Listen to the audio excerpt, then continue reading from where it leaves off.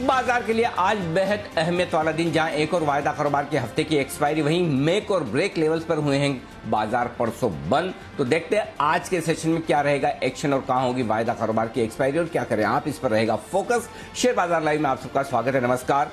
आज फिर से वर्क फ्रॉम होम में मैं हूं अनिल सिंघवी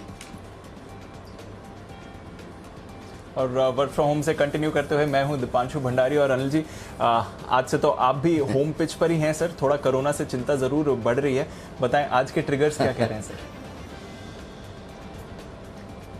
जी बिल्कुल, और भारी दबाव के बीच में मुझे भी वर्क फ्रॉम होम करना पड़ रहा है। हालांकि मैं तो ऑफिस से करना चाहता था, आ भी रहा था, लेकिन आप सब लोगों का भी और फैमिली मेंबर्स का भी अब जिस तरह से कोरोना के मामले बढ़ रहे हैं, सबको डर लगता है। हालांकि अच्छी बात है कि हमारे ऑफिस में हम जिस तरह से सोशल डिस्टेंसिंग, मास्क, सैनिटाइजेशन, इन सारे प्रयासों को पूरी तरह से पालन करते हुए कर रहे हैं और उसका रिजल्ट भी दिख रहा है कि टीम काफ़ी हद तक सेफ है।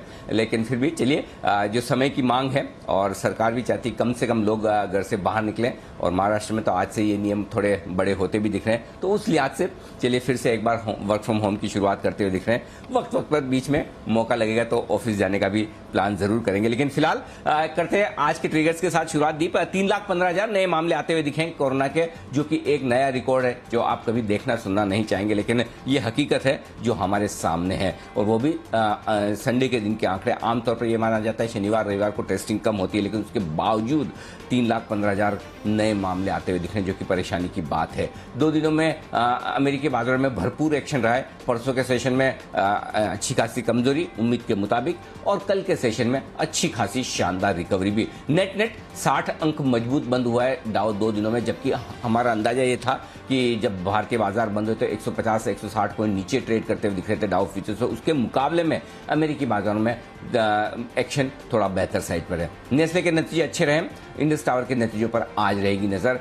कोरोना का असर कारोबार पर अब धीमे धीमे पड़ता हुआ नजर आ रहा है। आप देख सकते हैं हीरो मोटोकॉर्प जैसी बड़ी दिग्गज कंपनी ने सबसे पहले 1 मई तक सभी प्लांट बंद करने का निर्देश दिया है। तो ये कुछ एक्शन है जिन पर आपको आज रखनी है नजर। दीप,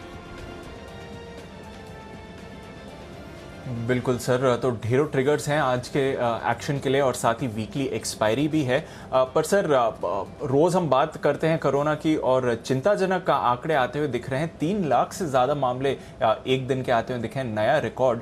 और प्रधानमंत्री मोदी ने भी ट्यूसडे को देश को संबोधन किया था कोरोना की चिंताएं को लेकर। कैसे देखें सर ये लेटेस्ट अपडेट, और ऑफकोर्स मार्केट्स की क्या अप्रोच रहेगी?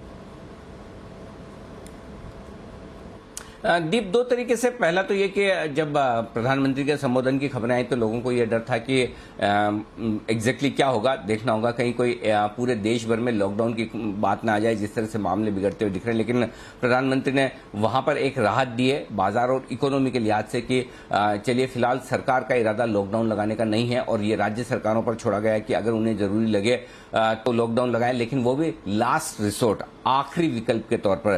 पहले दूसरे सारे प्रयास करने के बावजूद अगर आपको लगता है कि कोरोना काबू में नहीं आ पा रहा है या नहीं आ पाएगा, तो ही सारी कंपनियों को लॉकडाउन, सारे राज्यों को लॉकडाउन के तौर पर सोचना चाहिए। ये साफ साफ प्रधानमंत्री ने कहा है। तो उस लिहाज से देखें तो इमीडिएटली बाजार में जो एक डर था, परसों भी जब हम बाजार बंद होते वक्त बात कर रहे थे कि लोगों को डर यही कि कभी भी किसी दिन लॉकडाउन की घोषणा न हो जाए, तो कम से कम उससे तो रिलीफ है। और आप ये मानकर चल सकते हैं, जिस तरह का पूरा बयान मैंने सुना समझा, शायद इस बार सरकार पूरे देश भर में एक मुश्त लॉकडाउन लगाने के मूड में है नहीं, और वैसा करने का सोच नहीं रही है। तो ये एक आपके लिए राहत भरा संकेत हो सकता है कि लॉकडाउन नहीं होगा। लेकिन दूसरी तरफ जहां राहत चाहिए वो राहत मिलती नहीं दिख रही है। 3 लाख से ज्यादा नए मामले आना वाकई में चिंता की बात है, और हर रोज इतने ज्यादा मामले आना, इसका मतलब क्लियर कट है कि पूरे देश का फोकस बाकी सारी चीजों से हटकर सिर्फ और सिर्फ कोरोना पर है। और जो समस्याएं हैं, सारे प्रयासों के बावजूद दवाओं की, ऑक्सीजन की, अस्पताल में बिस्तर मिलने की, ये सारी दिक्कतें जो है वो जस की तस बनी हुई है।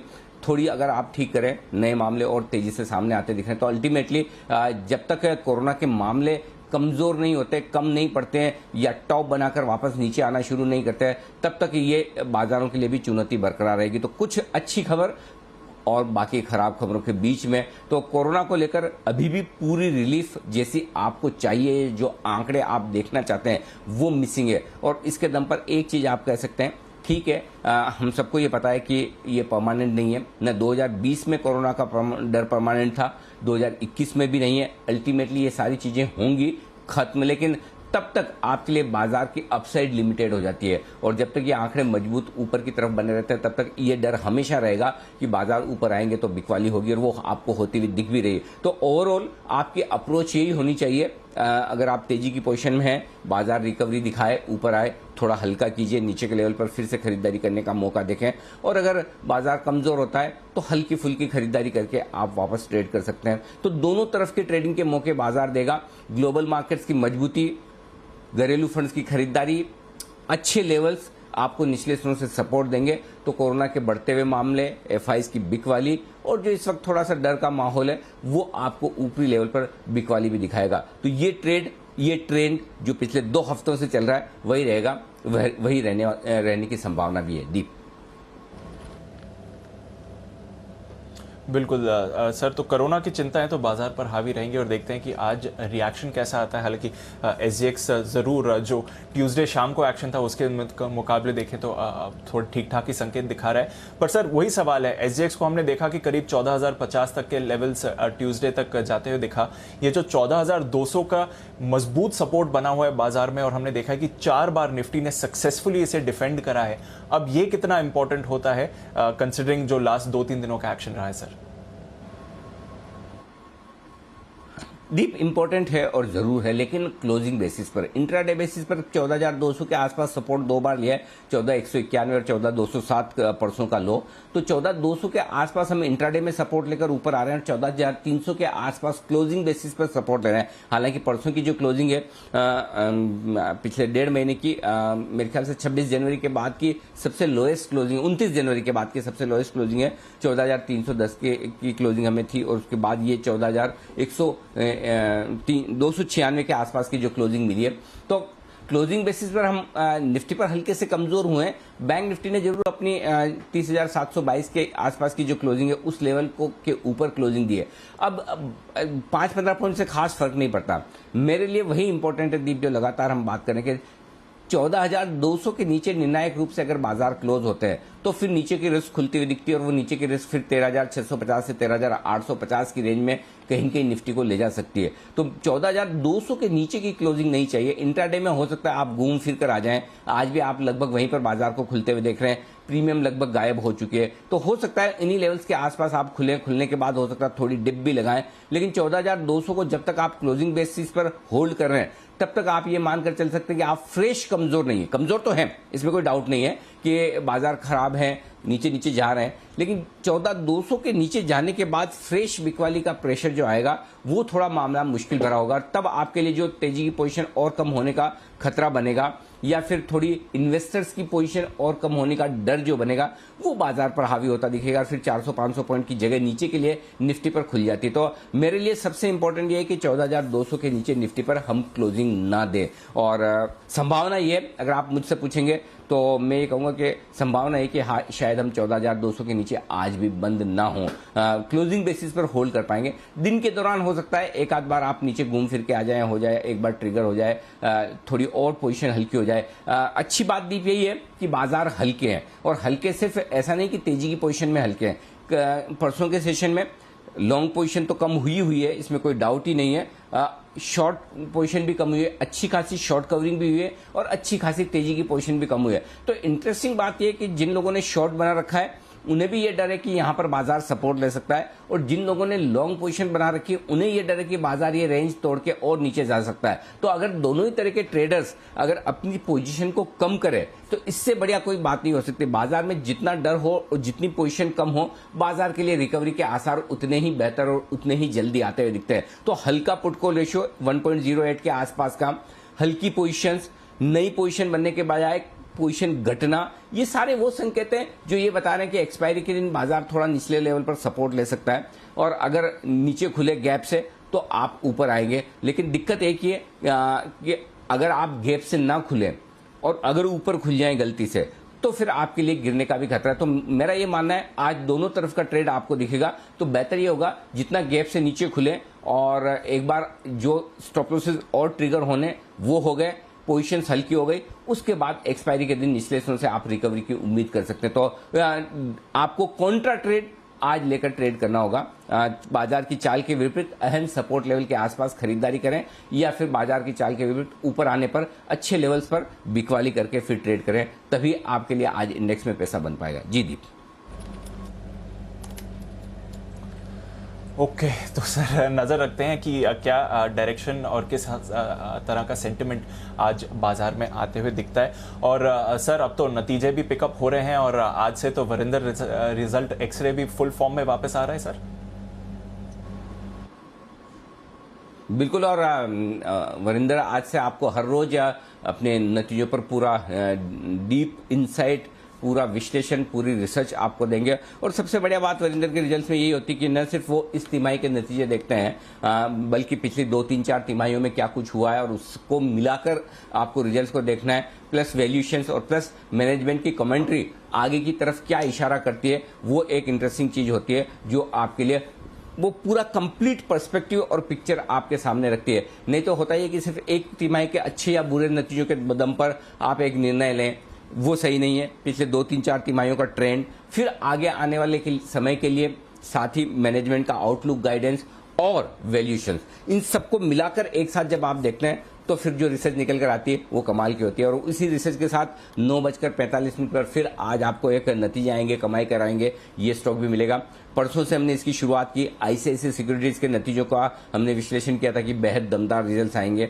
आप देखिए क्या तगड़े रिजल्ट्स आईसीआईसीआई सिक्योरिटीज के आते हुए दिखे हैं। तो हमारी जी बिजनेस की रिसर्च टीम की भी मेहनत और वरिंदर बंसल भी, दोनों रिजल्ट सीजन का मतलब सिर्फ जी बिजनेस आपको रिजल्ट्स पर बिल्कुल सही सटीक, पहले रिजल्ट से पहले और रिजल्ट के बाद दोनों का विश्लेषण आपको मिलेगा। नतीजे आएंगे, कमाई कराएंगे में नतीजों से पहले आपको विश्लेषण। और मैं कुशल से कहूंगा भी कि एक बार पिछले साल जब माफ कीजिएगा पिछली तिमाही में जब हमने नतीजे आएंगे, कमाई कराएंगे का विश्लेषण किया था तो शायद 28-30 स्टॉक, शायद जहां तक मुझे याद है हमने कवर किए थे। उन 28-30 स्टॉक्स की एक वो लिस्ट भी रखे कि किस तरह के रिजल्ट्स आए, क्या उसमें स्ट्राइक रेशियो रहा है, ताकि हमारे दर्शकों को अंदाजा लग सके कि नतीजे आएंगे, कमाई कराएंगे। कैश मार्केट के ये स्टॉक जो कम रिसर्च होते हैं, जिनके लिए नतीजों का अंदाजा लगाना आसान काम नहीं होता, हमारी रिसर्च टीम मेहनत करके जो आपके सामने रखती है उसका स्ट्राइक रेशियो क्या है आपको समझ में आएगा। तो ओवरऑल रिजल्ट पर पूरा कंप्लीट फोकस प्री और पोस्ट रिजल्ट आपके लिए रहेगा। जी दी।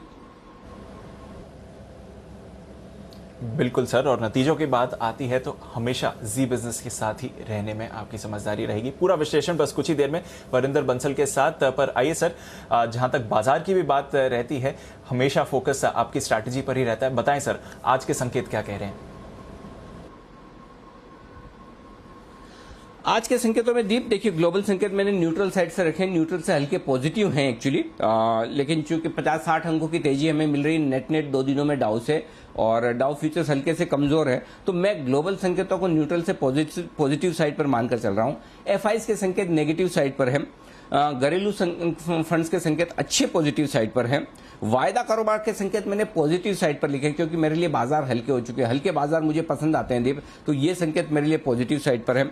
इसके अलावा सेंटिमेंट सावधानी भरा है और ट्रेंड न्यूट्रल है आज के लिए, ये मानकर आप चलें। अगर आज एक पॉजिटिव क्लोजिंग मिल जाती है फिर से बाजार को तो ट्रेंड न्यूट्रल ही रहेगा, लेकिन आज अगर निफ्टी पर नेगेटिव क्लोजिंग मिलती है तो ट्रेंड के नेगेटिव होने के आसार बन जाएंगे। तो आज की क्लोजिंग मेक और ब्रेक वाली होने वाली है, तो देखते हैं आज हम क्लोजिंग अच्छी दे पाते हैं या नहीं। 14,200 के नीचे की क्लोजिंग तो 100% ट्रेंड को नेगेटिव करेगी। अब आइए आज के लिए बड़ी रेंज, बड़े जोन आपको बता दूं, 14,175, 14,250 ये दिन के लिए इमीडिएटली सपोर्ट जोन है। मेरा ये समझना है कहीं के इस रेंज में बाजार खुलते हुए दिखेंगे 14,200-225 के आसपास। जहां एसेक्स निफ्टी दिख रहा है उससे थोड़े बेहतर हम शुरुआत करने चाहिए, या कम से कम 14,200 के नीचे नहीं खुलेंगे, ऐसा मेरा मानना है अभी तक के संकेतों के हिसाब से। इसके नीचे इमीडिएटली जो फिर सपोर्ट आता है वो काफी दूर है, फिर सीधा 14,000, 14,075 के आसपास का सपोर्ट आपको मिलेगा बाजार में। ऊपरी स्तरों पर 14,350, 14,375 ये वो रेंज है जहां पर बाजारों में आज आपको ऊपरी लेवल पर ट्रेड होते हुए नजर आएगा। 14,500, 14,575 ये स्ट्रॉन्ग बिकवाली की रेंज है, अच्छी खासी दमदार बिकवाली यहां पर होगी, प्रॉफिट बुकिंग भी और शॉर्ट्स भी। बैंक निफ्टी में 30,725, 30,800 ये वो रेंज है जहां पर आपको सपोर्ट लेना चाहिए। बैंक निफ्टी पर देखते हुए इसके नीचे 30,400 30,500 मजबूत सपोर्ट के तौर पर आप बैंक निफ्टी को देख सकते हैं। और बैंक निफ्टी में ऊपरी स्तरों पर 31,400 31,700 की रेंज है और इसके ऊपर 31,775 31,875 ये वो रेंज है जहां पर आपको प्रॉफिट बुकिंग बिक वाली आती हुई दिखेगी। लेकिन दीप कुछ भी कम से कम कल की छुट्टी का एक फायदा हुआ, शायद कल अगर बाजार खुले होते तो जिस तरह से एसजीएक्स निफ्टी 14,100 के नीचे ट्रेड करता हुआ दिख रहा था, अमेरिका में जो परसों कमजोरी हुई उसके दम पर, कोरोना के डर के दम पर कल काफी तेज गिरावट शायद दिख जाती, तो आज कम से कम शुरुआत करने में बाजार के लिए उतना मूड माहौल खराब नहीं है। हम इस लिहाज से काफी बेहतर है और अमेरिका में भी जितनी कमजोरी हुई उससे ज्यादा रिकवरी भी हो गई, तो ओवरऑल हम काफी बेहतर संकेतों के साथ आज शुरुआत कर रहे हैं, ये ध्यान में रखने वाली बात है। जी दीप।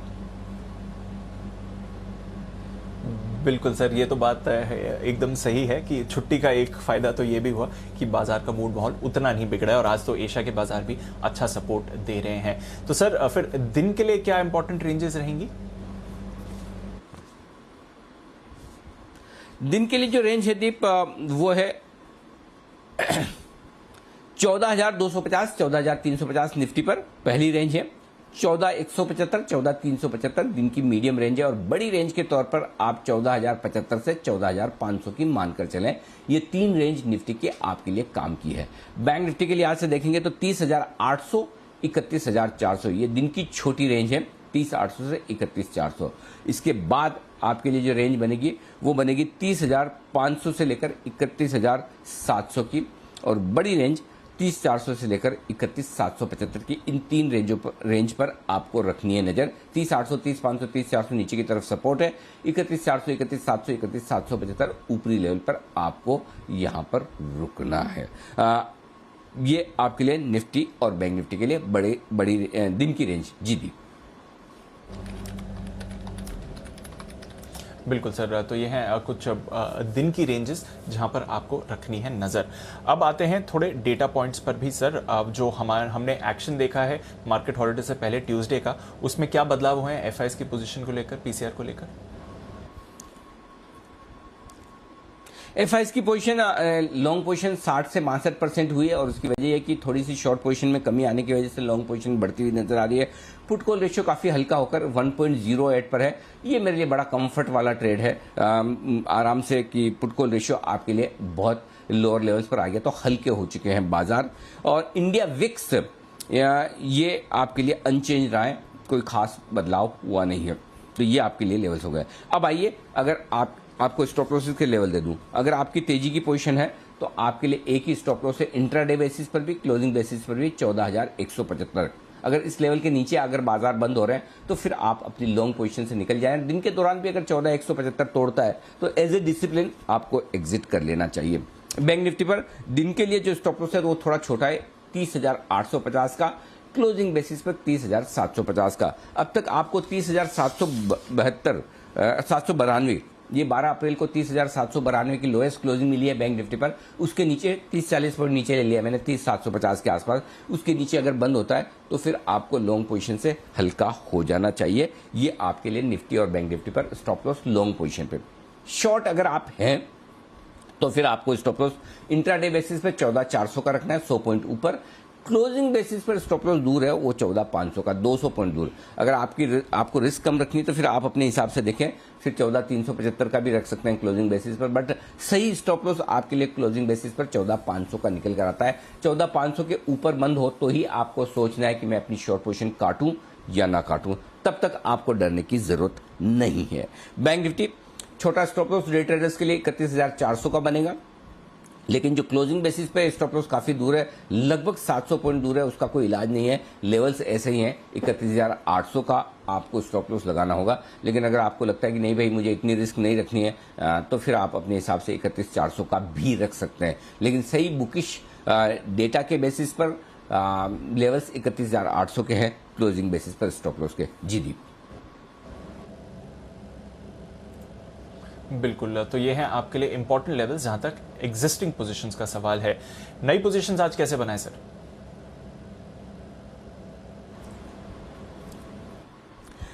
निफ्टी खरीदें, एक तो बहुत आइडियल सिचुएशन है, जो आएगी नहीं आएगी पता नहीं, लेकिन मैं आपको दे दूं ताकि अगर आए तो आप तैयार हैं।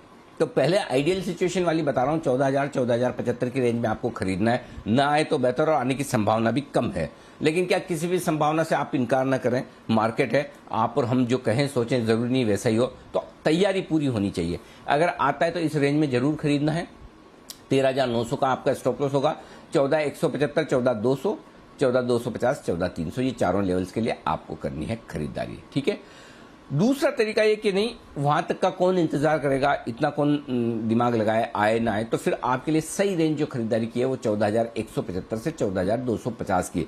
एग्रेसिव ट्रेडर्स वहीं पर खरीदारी कर सकते हैं। स्ट्रिक्ट स्टॉप लॉस आपका 14,150 का होना चाहिए, और ऊपर की तरफ के टारगेट 14,300, 350, 375, 450, 500 और 525, ये सारे टारगेट के लिए आपको 14,175, 14,250 की रेंज में खरीदारी करनी चाहिए। और मेरा ये समझना है इस रेंज में ही खरीदारी कर लेनी चाहिए, एक मौका लेना चाहिए। 14,150 का स्ट्रिक्ट स्टॉप लॉस होगा, लेकिन मेरा ये समझना है कि जितना पैनिक या जितना डर लोगों में है उतना नीचे शायद बाजार ना खुले, और उस हिसाब से इस रेंज में आप खरीदने का सोच सकते हैं। जितना 14,200 के नजदीक खरीदेंगे उतना आपके लिए रिस्क रिवॉर्ड रेशियो फेवरेबल रहेगा, यानी 100-125 पॉइंट निफ्टी नीचे खुलता है तो आपके लिए खरीदने का मौका बन जाएगा। अब आइए बेचने की तरफ। जो बेचना चाहते हैं उनके लिए आइडियल सिचुएशन बेचने के लिए दीप जो है वो है 14,500, 14,525 की रेंज में। वहां पर आपको शॉर्ट करना चाहिए। स्ट्रिक्ट स्टॉप लॉस 14,600 का होगा। इनफैक्ट 14,500 से 14,600 की रेंज में जहां आपका मन करे वहां पर बेचिए। 14,575 तक भी बेच सकते हैं, 550 पर भी बेच सकते हैं। तो हर एक 25-25 पॉइंट के ऊपर वहां पर बिकवाली की बहुत बढ़िया परफेक्ट लेवल है। 14,600 clear cut well defined stop loss है। नीचे की तरफ के जो टारगेट बनेंगे आपके लिए वो होगा 14,450, 14,375, 14,350 और 14,300 तक के टारगेट के लिए बिकवाली करनी। अब आइडियल सिचुएशन हमेशा आए जरूरी तो नहीं है, और नहीं आए तो आपकी तैयारी रहनी चाहिए कि कहां पर बेच सकते हो। तो ये अब जो मैं शॉर्ट कॉल दे रहा हूं दीप, वो एग्रेसिव ट्रेडर्स के लिए, और बहुत ही एग्रेसिव ट्रेडर्स के लिए। आप वाकई में कर पाए तो ही करें, और वो एग्रेसिव ट्रेडर्स को सीधा 14,400 के स्टॉप लॉस से बेचना है। आपका स्टॉप लॉस 14,400 पर वेल डिफाइंड है। 14,350, 375 बहुत बढ़िया रेंज है, यहाँ अगर मौका मिल जाए तो जरूर बेचेगा। 14,400 का वेल डिफाइंड स्टॉप लॉस होगा। 14,250, 14,200, 14,175, 14,100 और 14,075 तक के टारगेट के लिए अगर आए तो 14,175, 14,200 तोड़ा तो, नहीं तो आपका 14,400 का स्ट्रिक्ट स्टॉप लॉस है। वहां पर आप अपनी शॉर्ट भी काट लें और लॉन्ग भी कर लें, डबल कर लें, ये ज्यादा ठीक होगा। तो ये सिर्फ एग्रेसिव ट्रेडर्स के लिए ये ध्यान में रखा जाए, और एग्रेसिव ट्रेडर्स को 14,350, 375 का मौका मिले तो वहीं पर बेच देना चाहिए। ये निफ्टी की बात। अब आइए बैंक निफ्टी भी आपको बता दूंगी।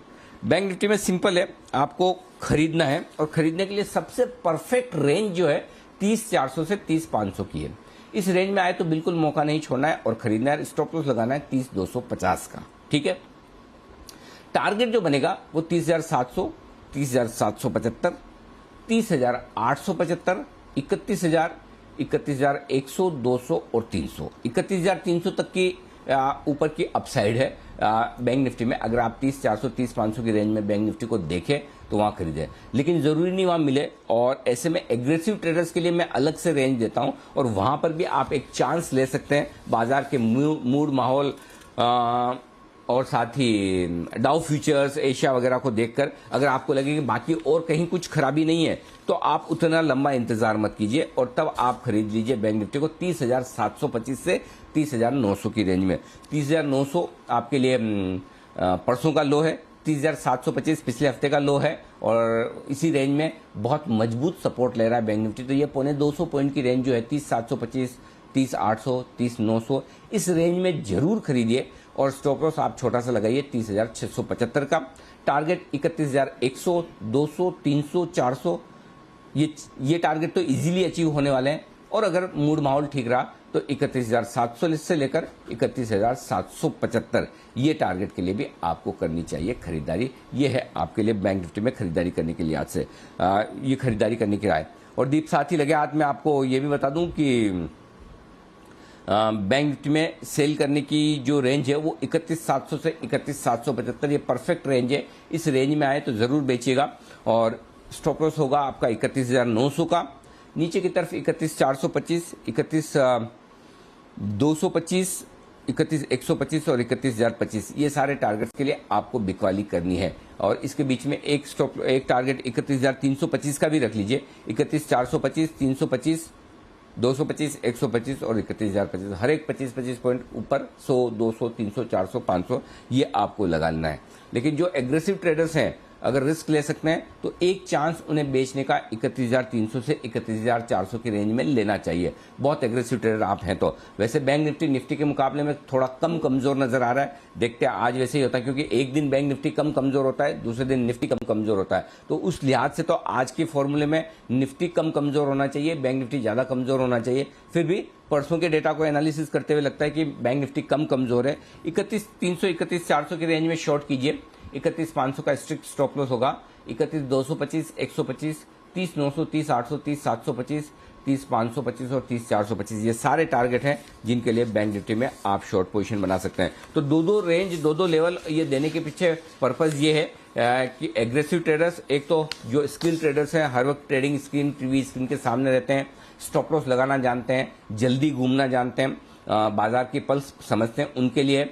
और साथ ही वो सब फैक्टर्स पर नजर रखते हैं। कोरोना से रिलेटेड कोई डेवलपमेंट खबरें आ रही तो वो ग्लोबल मार्केट्स में डाउ फ्यूचर्स वगैरह। और बाकी जो लोग हर वक्त नहीं रहते हैं सामने और स्किल ट्रेडर्स नहीं है, वो आराम से उन लेवल्स का इंतजार करें। जो आए तो ठीक, नहीं आए तो कोई बात नहीं, जब आए तब आपको ट्रेड लेना है। जी दीप।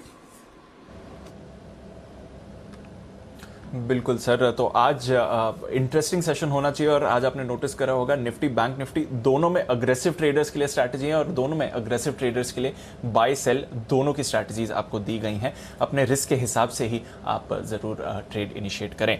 सर, बैन लिस्ट कोई बदलाव नहीं है, सेल सन टीवी अभी भी बने हुए हैं बैन लिस्ट में, पर अब थोड़ा डेटा समझाइए सर, स्पेशली जिस तरह का एफआईआईज और डीआईज का एक्शन रहा है ट्यूसडे के सेशन में।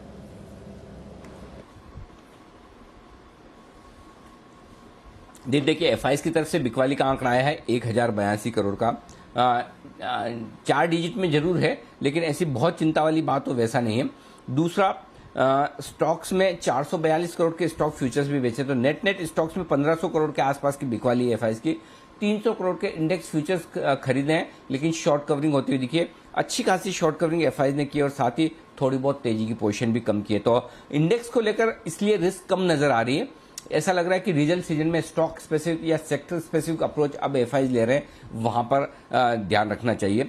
घरेलू फंड ने अच्छी 1,323 करोड़ की खरीदारी की है। अच्छी बात यह कि इस तरह के खराब माहौल में अब घरेलू फंड्स की तरफ से अप्रैल के महीने में लगातार सपोर्ट आता दिख रहा है और डीपीए सपोर्ट कंटिन्यूस आ रहा है। ऐसा नहीं कि पहले नहीं था, अब घरेलू फंड अच्छा सपोर्ट दे रहे हैं। ये एक अच्छा संकेत है, ये बाजार के रिस्क को नीचे की तरफ थोड़ा कम करता है। अब आइए वायदा कारोबार की तरफ। सबसे बड़ा और इंपॉर्टेंट चीज मेरे लिए ये है कि पुट कॉल रेशियो हल्का होकर 1.08 पर आया है। मैं ये तो नहीं कह सकता कि ओवरसोल्ड हो गया, ये 100% रिकवरी दिखाएगा ही दिखाएगा और बहुत बढ़िया है, लेकिन फिर भी इस पुट कॉल रेशियो में कम से कम एक संकेत जो है वो ये कि लोअर लेवल से रिकवरी आने के आपके चांस बनेंगे।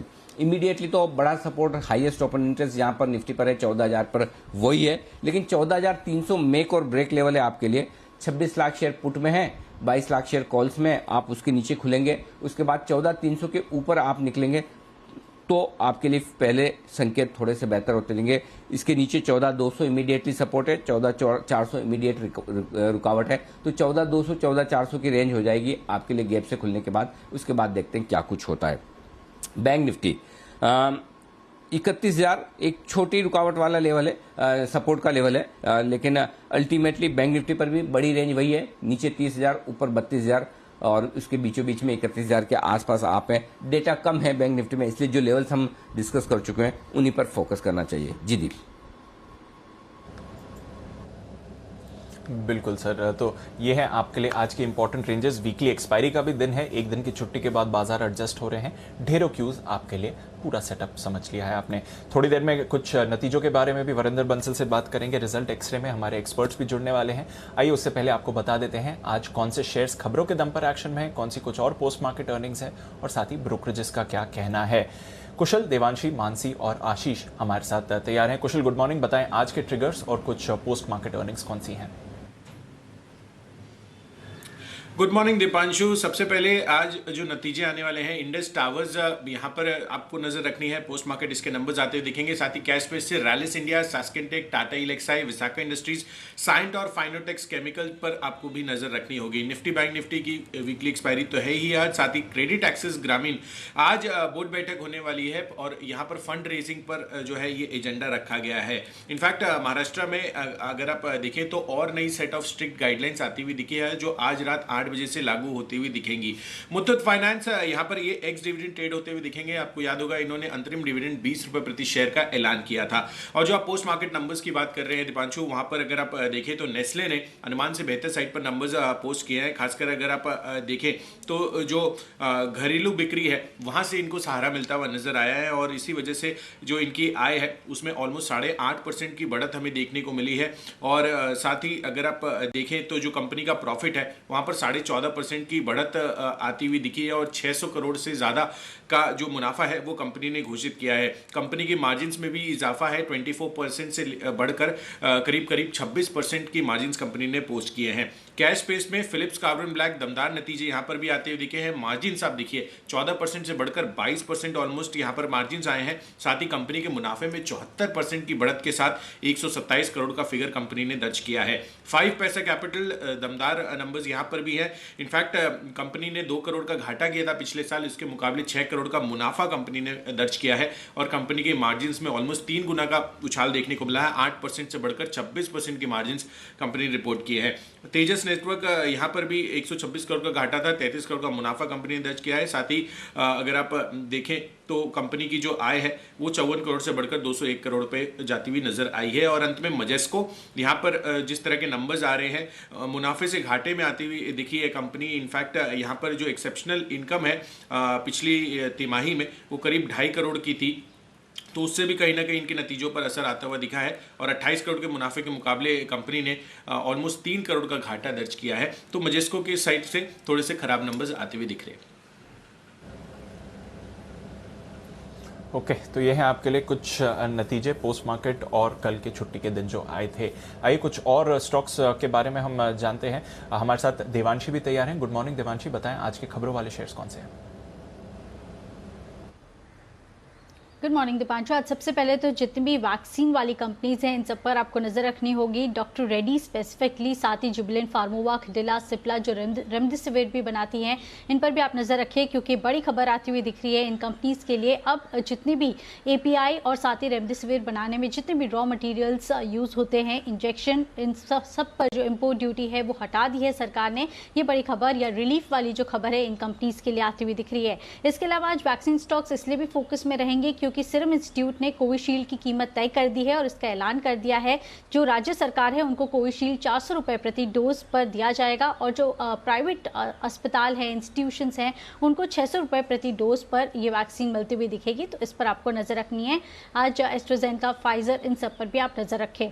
साथ ही हीरो मोटोकॉर्प के लिए खबर आई है कि लगभग इनके भारत में जितने भी प्लांट्स हैं उन्होंने 1 मई तक बंद कर दिए हैं 4 दिन के लिए। कोरोना के चलते मैन्युफैक्चरिंग पर रोक लगा दी है। और आप देखिए एक और जो खबर हीरो मोटोकॉर्प के लिए आती हुई दिख रही है, कंपनी ने एक कंपनी गोगोरो इंक के साथ एक स्ट्रेटेजिक पार्टनरशिप की है जहां पे वो बैटरी स्वैपिंग नेटवर्क के लिए उन्होंने ये करार किया है। अब भारत में वो गोगोरो पावर्ड वाली जो बैटरीज हैं जो रिप्लेस की जा सकती हैं वैसे वाहन लॉन्च करती हुई दिखेगी कंपनी। तो फिलहाल ये योजना है। इंडिया बुल्स हाउसिंग फाइनेंस और HDFC लिमिटेड, इन दोनों पर फोकस कीजिए आप। कंपनी ने को लेंडिंग स्ट्रेटेजिक पार्टनरशिप की है दोनों कंपनीज ने और जो रेशियो होगा वो 80:20 होगा, यानी कि 80% जितने भी लोन्स दिए जाएंगे हाउसिंग फाइनेंस के वो HDFC लिमिटेड की बुक्स में देखे जाएंगे और बाकी के 20% इंडिया बुल्स हाउसिंग फाइनेंस के बुक्स में देखे जाएंगे। इसके अलावा HDFC एर्गो जनरल इंश्योरेंस के नतीजे भी आए थे, अच्छे नतीजे हैं। आप देखिए इनके जो ऑपरेटिंग प्रॉफिट है वो 84% तक बढ़ती हुई दिखी और जो उनका मुनाफा है इंश्योरेंस का वो करीब 80% से ज़्यादा बढ़ता हुआ दिख रहा है। मार्जिन्स अच्छे आए हैं तो इस पर आपको नज़र रखनी है। केसी इंटरनेशनल कंपनी को करीब 1250 करोड़ के करीब के एक बड़े ऑर्डर्स मिलते हुए दिखे हैं। इनके ट्रांसमिशन डिस्ट्रीब्यूशन को 629 करोड़ के ऑर्डर मिले हैं और जो रेलवेज है उनकी तरफ से करीब 450 करोड़ का एक बड़ा ऑर्डर मिलता हुआ दिखा है। तो कुल मिलाकर 1245 करोड़ का ऑर्डर कंपनी को मिलता हुआ दिखा है। और आखिर में क्विक हील पर नजर रखें जहाँ पे 3 मई को बायबैक की रिकॉर्ड डेट तय की गई है। 245 रुपीस प्रति शेयर के दाम पर 9.85% की इक्विटी का बायबैक कंपनी करती हुई दिखेगी। ओके, तो ये हैं कुछ और खबरों वाले शेयर्स और खबरें आपके लिए जहां पर रखनी है नजर। आइए कुछ शेयर्स के बारे में मानसी के साथ भी जानते हैं और कुछ फंड एक्शन भी। गुड मॉर्निंग मानसी, बताइए। Good morning Deepanshu. Den network, Hathaway cable, network 18 और टीवी 18 ब्रॉडकास्ट पर नजर रखनी होगी। एक स्कीम ऑफ अरेंजमेंट है जिसके तहत TV 18 broadcast, Hathaway cable, Den networks का मर्जर नेटवर्क 18 में होना था, लेकिन कंपनी ने अमेलगमेशन स्कीम के साथ आगे नहीं बढ़ने का फैसला किया है। कंपनी ने एनएसई और बीएसई में नो ऑब्जेक्शन लेटर की अनुमति के लिए फाइलिंग्स की थी और स्टॉक एक्सचेंजेस ने सेबी रेगुलेशन का पालन करने के बाद स्कीम के लिए अनुमति देने का आदेश दिया था। क्लियरली मर्जर अनाउंसमेंट को 1 साल हुआ है और ट्रांजैक्शन कॉल ऑफ की जो खबरें आ रही हैं इसके चलते इन स्टॉक्स पर नजर रहनी चाहिए। रोजारी बायोटेक कंपनी ने प्रेफरेंशियल बेसिस पर इक्विटी शेयर अलॉट करने के लिए मंजूरी दी। 30 लाख शेयर 996 रुपए के दाम पर अलॉट किए जाएंगे। इशू से 300 करोड़ जुटाने की कंपनी की योजना है। ओरिएंट बेल, पुरिंजू वेलियत की कंपनी इक्विटी इंटेलिजेंस ने मार्च तिमाही में हिस्सा जो है कंपनी में कम किया है। मार्च तिमाही में कुल हिस्सा 4.25% से घटाकर 3.9% कर दिया है। वहीं गरवारे पॉलिस्टर लिमिटेड कंपनी का नाम बदला है, नाम बदलकर गरवारे हाईटेक फिल्म्स किया गया है। दिलीप बिल्डकॉन पर भी नजर रखिए। 20 अप्रैल को कंपनी का क्यूआईपी खुला। फ्लोर प्राइस 568.41 पर इक्विटी शेयर यहां पर रखी गई थी। तो ये तमाम खबरें हैं जिस पर नजर रहेगी। ओके, तो ये हैं आपके लिए कुछ और खबरों वाले शेयर्स। ब्रोकरेज एक्शन भी भरपूर है, आइए जानते हैं एफआईआर में।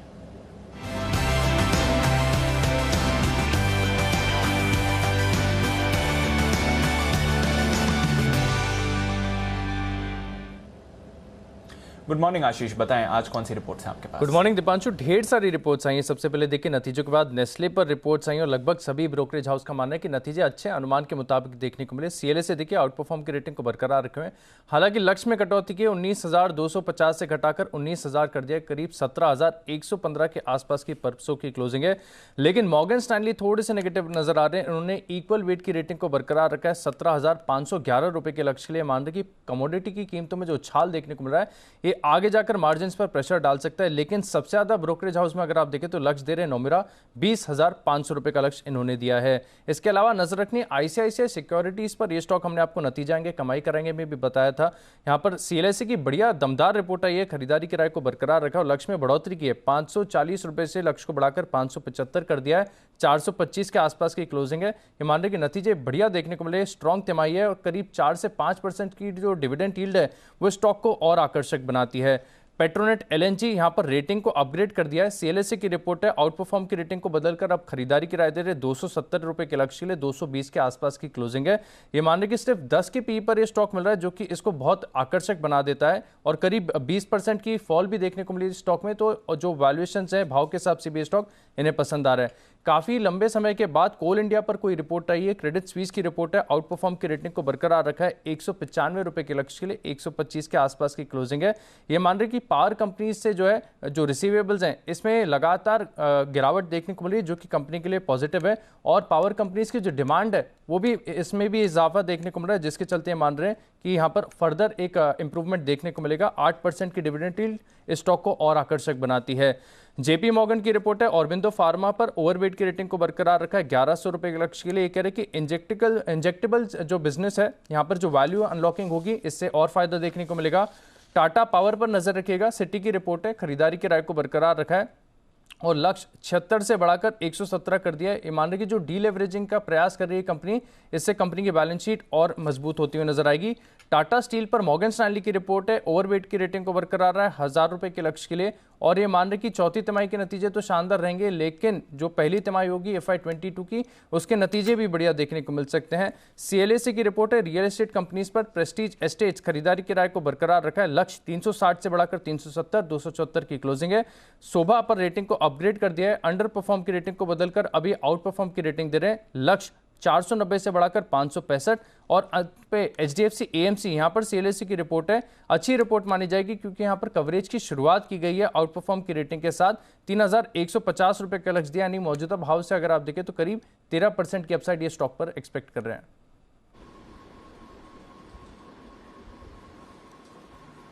ओके, तो ये है वो तमाम रिपोर्ट्स जिन पर आपको रखना है फोकस। आइए फोकस करते हैं हमारे सारे एक्सपर्ट्स की एडवाइस पर।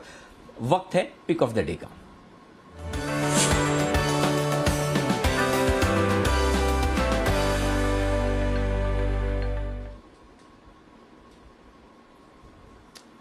सारे एक्सपर्ट्स हमारे साथ तैयार हैं। शुरुआत कीजिए वागले साहब, good morning.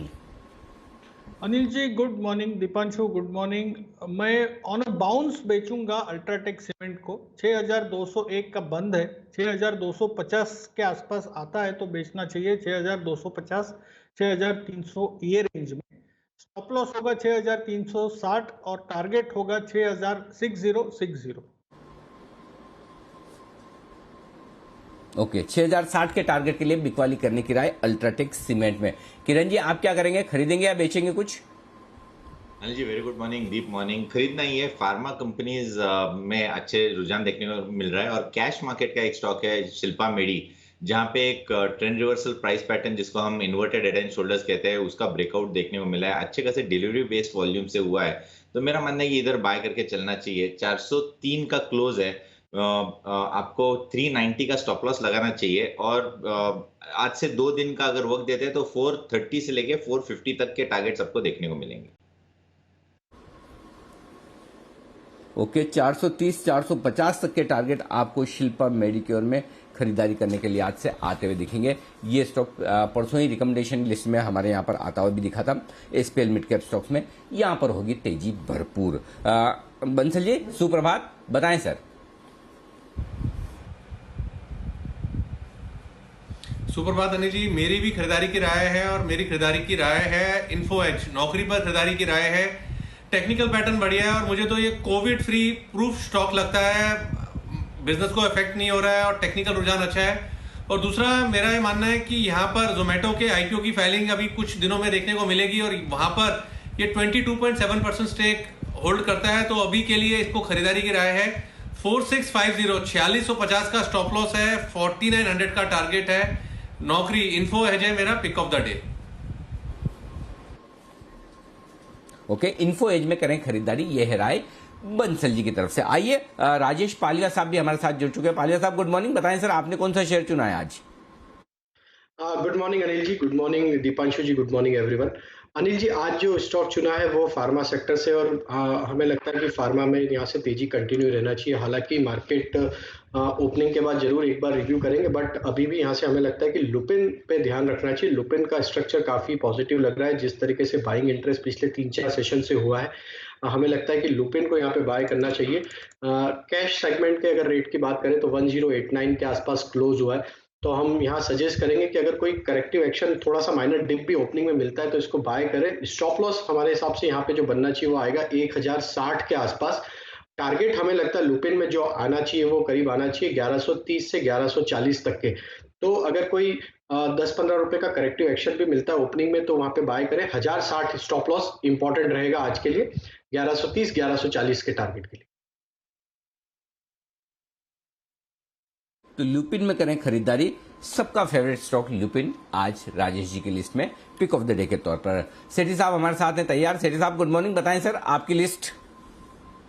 Good morning Anil ji, good morning Deepanshu. देखिए मेरे स्टॉक की लिस्ट बताने के पहले एक तो बाजार पे अपना व्यू देना चाहूंगा। बाजार में डेफिनेटली एक गिरावट हमने देखी है, देख भी रहे हैं, और जिसका एकमात्र कारण कोरोना के बढ़ते हुए केसेस है। बिकॉज इंटरनेशनल क्यूज डेफिनेटली बहुत ही बड़े पॉजिटिव है और ये केसेस बढ़ भी रहे हैं। जिस तरह से इसका अगर एक आप रियल लाइफ में उदाहरण देखेंगे तो हमारे कुछ एक्सपर्ट्स भी कोरोना से इफेक्ट हुए हैं, तो नाम तो नहीं लूंगा, but definitely cases are on the rise. But एक पॉजिटिव भी देखना चाहें तो सरकारों ने, स्टेट गवर्नमेंट्स ने कई तरह के रेस्ट्रिक्शंस इंपोज करे हैं। खास करके आप महाराष्ट्र जहां केसेस बढ़ रहे हैं वहां पे भी कई रेस्ट्रिक्शंस इंपोज करे और वो स्ट्रीट पे दिखता भी है। जब आप निकलते हो ऑफिस के लिए तो अगर आपकी गाड़ियों में सरकार के नॉर्म्स के हिसाब से स्टिकर्स नहीं लगे हैं तो आपको रोक के बैरिकेडिंग है पुलिस की, वहां पे पूछा जाता है कहाँ जा रहे हो। तो इस तरह से मुझे लगता है कि ये जो कंप्लीट रेस्ट्रिक्शंस या जितने रेस्ट्रिक्शंस उसके कारण से कुछ केसेस आने वाले दिनों में कम होने चाहिए। And I would not be surprise कि वन मॉर्निंग हम उठेंगे और वहां देखेंगे कि ये जो 3 लाख केसेस बढ़े हैं वो 2 लाख केसेस ही बढ़े, और वैसा अगर किसी दिन हो गया तो फिर बाजार में आपको खरीदने का मौका नहीं मिलेगा और बाजार एक बहुत बड़ी तेजी के साथ खुल सकते हैं।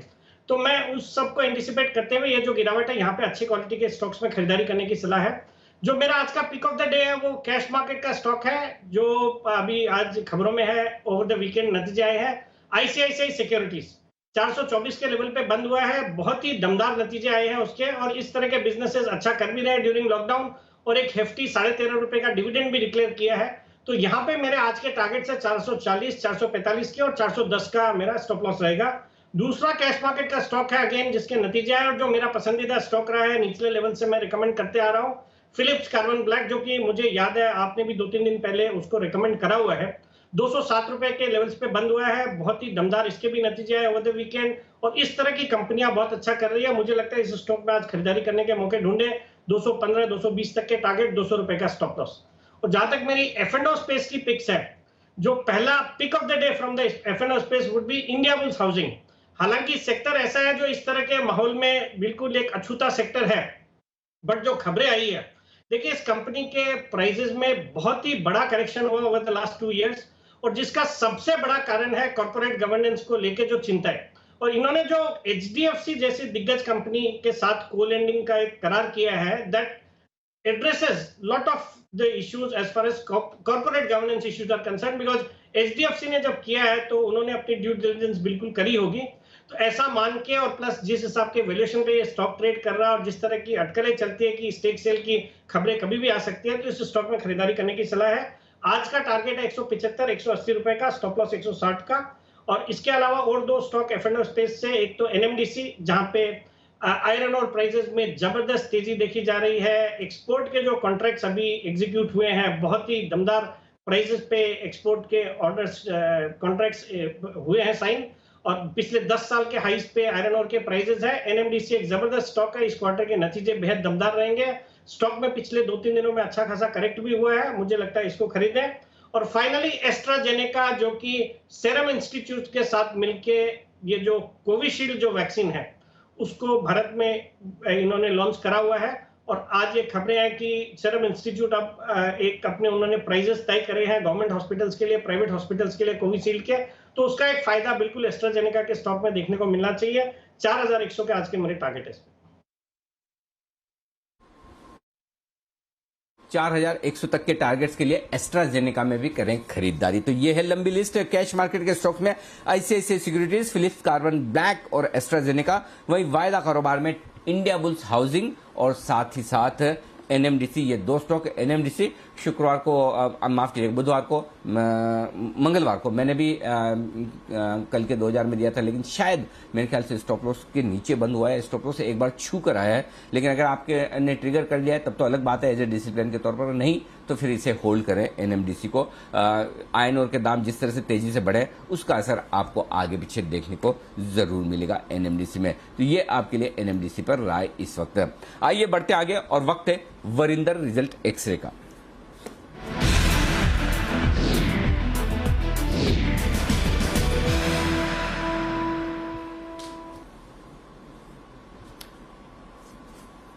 अब आज से हर रोज आपको वरिंदर रिजल्ट एक्सरे रिजल्ट्स का पूरा विश्लेषण मिलना शुरू हो जाएगा। वरिंदर, गुड मॉर्निंग, स्वागत है आपका।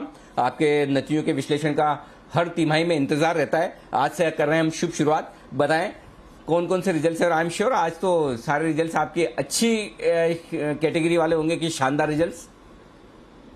Thank you so much sir. Sir इस रिजल्ट सीजन में ना मैं ये बोलना चाहूंगा कि आप YoY नंबर्स ज्यादा मत देखिए, बिकॉज YoY सब कंपनीज के हर सेक्टर के नंबर आपको बहुत अच्छे दिखेंगे।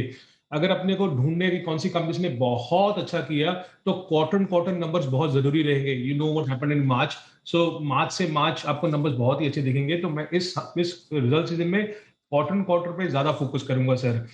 रहा जो नंबर्स लास्ट 2 दिन में आए हैं, क्लियरली सर 2 कंपनीज जो टाटा स्टील ग्रुप से हैं, BSL, लॉन्ग, ये बता रही है सर आपको कि how important the sector is और किस तरीके से कितने जरूरी और बड़े नंबर्स आ सकते हैं। सर मैं आपको एक सिंपल सा स्टैटिस्टिक्स दूंगा कि टाटा स्टील, BSL या लॉन्ग, इनका जो एबिटा पर टन है सर 22,000 23,000 से ज्यादा आ रहा है। सेल ने 14-15 हजार किया था, कोई अभी भी विश्वास नहीं कर रहा है सर कि सेल 20,000 से ज्यादा करेगा। टाटा स्टील जो पेरेंट कंपनी है, कोई भी अभी विश्वास नहीं कर रहा कि वो 35,000 एबिटा पर टन से ज्यादा करेगा, क्योंकि Europe is firing from all the fronts. So अगर ये छोटी छोटी कंपनीज 21, 22, 23,000 का एबिटा पर टन कर रही है sir, so I am very hopeful that other companies will fire and sell 20,000 से ज्यादा कर सकता है, 25,000 भी कर सकता है पर टन, और टाटा स्टील 35,000 से ज्यादा कर सकता है। अगर वो नंबर्स आ गए सर तो आप देखेंगे किस तरीके से हो रहा है। So starting with good results और valuation still comfortable. So clearly sir, Tata Steel BSL was super numbers, कहीं किसी एंगल से देख लीजिए। आप आई थिंक आपके एनालिस्ट ने भी डेटा दे ही दिया है। अगर आप क्वार्टर एंड क्वार्टर देखेंगे तो सेल्स 24% ऊपर थी, अगर क्वार्टर एंड क्वार्टर देखेंगे तो एबिटा कुछ 58% ऊपर था, और मार्जिन 27% से 35% हो गए हैं। इंपॉर्टेंटली सर, ये सब कंपनीज का बहुत टाइम के बाद इतना बड़ा डीलिवरेजिंग हो रहा है, 6,000 करोड़ का डेट कम किया। बट टाटा स्टील बीएसएल में एक चीज बोलना चाहूंगा सर, कि इसका मर्जर रेशियो ऑलरेडी डिफाइंड है टाटा स्टील के साथ 15:1 रेशियो के हिसाब से। तो स्टॉक प्राइस का मूवमेंट उस तरीके से होगा जब तक ये मर्जर कंप्लीट नहीं हो जाता। ICICI security sir, honestly I am very surprised at these numbers. अगर आप देखेंगे ना सर, तो इसका जो मार्केट शेयर है इक्विटी में, ये क्वार्टर क्वार्टर 10.5% से 9.5% हो गया है, और डेरिवेटिव्स में इसको ज्यादा फटका पड़ रहा है सर, 6% से 6.3% से कम हो गए, 3% हो गया क्वार्टर क्वार्टर इसका जो मार्केट शेयर है। But they are adding retail clients left right and centre. मेरे ख्याल में 3.5 लाख क्लाइंट्स ऐड किए थे क्वार्टर 4 में, which is 1.4 lakh on quarter basis. तो ये रिटेल ग्रोथ बहुत ज्यादा आ रहा है इनको। नंबर्स आप देखेंगे तो नंबर्स आपको क्वार्टर बहुत अच्छे दिखेंगे, 267 करोड़ से 330 crore. Good thing is that retail is helping ICICI securities to grow. अगर आप इस स्टॉक में हो तो आपको एक ही चीज देखना पड़ेगा कि ये रिटेल पीस जो है कितना टाइम के लिए प्ले आउट होता है, और वो बताएगा कि स्टॉक प्राइस का मूवमेंट कैसे रहेगा। I am concerned about them losing market share, specially in the derivative segments, जो YoY 8% से 3% हो गया, और क्वार्टर 6.3% से 3% हो गया। वन रिजल्ट जो मेरे लिए बहुत ही अच्छा, स्टेडी, स्ट्रॉन्ग रहा था, वो स्वराज इंजन्स का था सर। और स्वराज इंजन्स का रिजल्ट इसलिए अच्छा था कि अगर आप क्वार्टर ही देखेंगे तो उसका एबिटा 26%, पैट 30%, एबिटा मार्जिन 13.5% से 15% हुआ। But also company gave dividend of nearly 70 rupees per share, which is the highest ever. इसके ऊपर सर ये अभी भी 18 टाइम टीटीएम पीई पे ट्रेड कर रहा है, टीटीएम की बात कर रहा हूं, तो वैल्यूएशन स्टिल कंफर्टेबल है। टाटा स्टील लॉन्ग प्रोडक्ट्स के नंबर सर आपको बहुत अच्छे देखेंगे, but honestly this is what people were expecting on the street. 2-3-4% का बीट मुश्किल से होगा, but this is what people were expecting. Tata steel long products उतना सस्ता नहीं है जितना बीएसएल सस्ता है, और टाटा स्टील लॉन्ग प्रोडक्ट्स का अभी पेंडिंग मर्जर पड़ा है, तो उसके कारण neo people are very excited कि आगे जाके इसका कैपेसिटी 1.8-1.9 बिलियन टन होगा, किस तरीके से करेगा। Numbers are very great, but I think they are 2 or 3% higher than what people were expecting, so I am not very उस तरीके से gung ho on this. Last stock sir Tejas, numbers अच्छे दिख रहे हैं आपको पीएनएल में, बट मेरे लिए अभी भी रिसीवेबल्स का इशू अभी भी खड़ा है। अभी भी आप अगर रिसीवेबल्स देखेंगे क्वार्टर 400 करोड़ से 414 करोड़ हो गया है। जब तक वो रिसीवेबल्स का इशू नहीं जाता, सो आई डोंट नो, वो पीएनएल में इतना स्ट्रेस नहीं दूंगा मैं। I think balance sheet is very important for anyone to watch in Tejas. They are doing good work, order books बढ़ रहे हैं, कैश बढ़ रहा है, कैश बैलेंस शीट पे 23% है, वो सब कुछ अच्छा हो रहा है। बट ये 400 करोड़ सर बहुत टाइम से ये बीएसएल भारत नेट प्रोजेक्ट्स में फंसा हुआ है, वो कब पैसा आएगा वो चेक करना पड़ेगा। बिल्कुल, तो एक्सटर्नली कब वो बाकी चीज़ें रिजॉल्व होंगी वो एक अलग बात है, बट नतीजों के लिहाज से देखें, डिविडेंड के लिहाज से देखें, अच्छे नतीजे स्वराज इंजन्स की तरफ से, ICICI securities, Tata steel BSL. Tata steel long उतना सस्ता नहीं है, बट डेफिनेटली नतीजों का भी सहारा इसको मिल सकता है। शुक्रिया वरिंदर हमारे साथ जुड़ने के लिए, और अब रोज through this result season Varinder Bansal हमारे साथ रोज जुड़ेंगे और रिजल्ट एक्सरे पर अपनी सटीक एनालिसिस भी आपको देंगे। आइए कुछ और स्टॉक्स जो आज फोकस में रहने वाले हैं उन पर जल्दी से हमारे एक्सपर्ट्स के साथ चर्चा कर लेते हैं। इंडस टावर्स, पालविया साहब जरा इसके चार्ट से देखकर बताइए, थोड़ा एक्शन में आया था जरूर ये स्टॉक पिछले कुछ दिनों में, नतीजे हैं आज, क्या इंपॉर्टेंट लेवल्स हैं इसके लिए? जी हाँ दीपांशु जी, अगर देखें तो स्टॉक का ओवरऑल सेटअप भी देखें तो पिछले 2 से 3 महीने से स्टॉक को अगर देखें तो एक रेंज में ही ये स्टॉक ट्रेड कर रहा है। अगर इसका लोअर साइड का बैंड देखें तो 230 के आसपास इसका एक सपोर्ट है, और ऊपर में इसका रेजिस्टेंस जो बना हुआ है वो करीब बना हुआ है 265-266 की जोन में। तो अगर हम सेटअप देखें तो स्टॉक एक रेंज में कंसोलिडेट हो रहा है। अगर ये स्टॉक अपने आप 265-266 का ब्रेकआउट अगर दे देता है तो फिर इसका रेंज ब्रेकआउट होगा, और वहां से मुझे लगता है कि ये स्टॉक में एक अच्छा अपमूव बनते हुए दिख सकता है, और इसको फिर 280-290 तक के टारगेट भी आते हुए दिख सकते हैं। तो करंट लेवल पे अगर कोई डिप मिलती है तो इसको ऐड करें, 230 के आसपास स्टॉप लॉस रखें, या फिर ब्रेकआउट में 265-66 का ब्रेकआउट जैसे ही हो स्टॉक में, वहां पे इसमें पोजीशन लॉन्ग साइड की बनाना चाहिए। बिल्कुल स्ट्रक्चर के हिसाब से लग रहा है कि सूनर और लेटर ये स्टॉक में एक हायर साइड का ब्रेकआउट मिलेगा, और इसको फिर 280 तक के टारगेट इसमें आते हुए दिखना चाहिए।